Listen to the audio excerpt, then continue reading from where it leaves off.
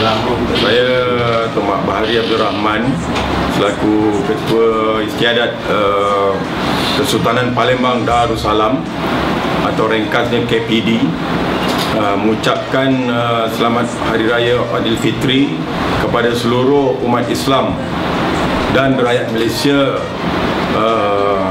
seluruhnya, yang mana di musim Hari Raya Aidilfitri ini kita sebagai sesama rakyat, masyarakat dan seagama akan berkunjung, bermaaf-maafan yang seperti yang dituntutlah di dalam agama.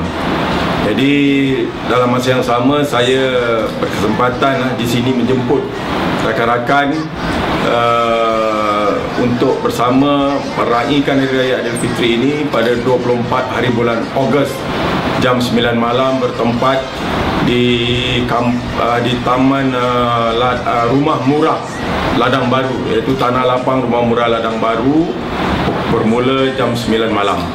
Jadi seluruh rakan-rakan yang mendengar ucapan ini harap dapat hadir bersama kita meraihkan Aidilfitri. Anjuran kita bersama. Assalamualaikum warahmatullahi wabarakatuh. Apabila Syawal menjelma, Hari Raya disambut dengan gembira. Maafkanlah jika ada terlanjur perkataan, diharap supaya jangan disimpan. Ku berdoa selamat panjang umur murah rezeki, semoga Tuhan akan memberkati.